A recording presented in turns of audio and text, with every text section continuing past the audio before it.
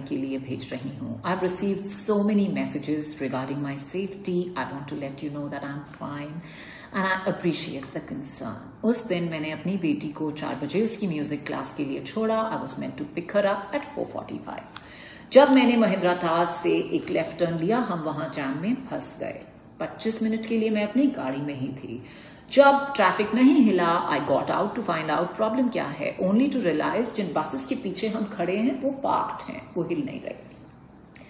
अगले 1 और आधे घंटे के लिए मैं वहां हर एक पुलिस पर्सन के पास गई टू रिक्वेस्ट देम कि अगर आप 2 बसेस हटवा दें, हम जो भी लोग फंसे हुए हैं, we can make a U turn and join the main road. I received no reaction, no response. Nobody, किसी ने मेरी आवाज नहीं सुनी.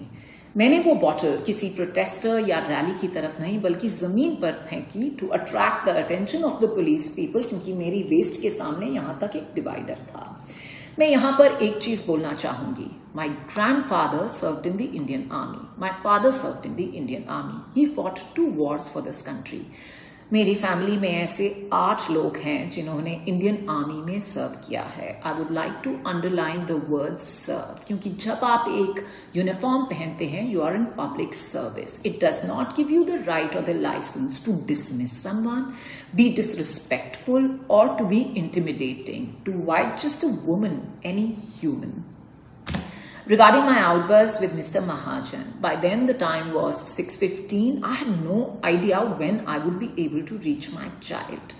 Mr. Mahajan was actually the only person in that rally जिन्होंने एटलीस्ट ये सुनने की कोशिश की कि मैं कह क्या रही हूँ. On his instructions, the 2 buses were moved और हम सब ने यू टर्न लिया और हम मेन रोड ज्वाइन कर पाए.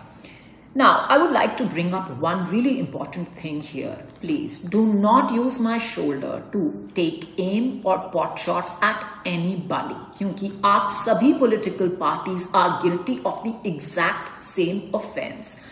Utter disregard and absolute apathy for the general public. तो please मेरे कंधे पर बंदूक तानकर निशाना मत लीजिए.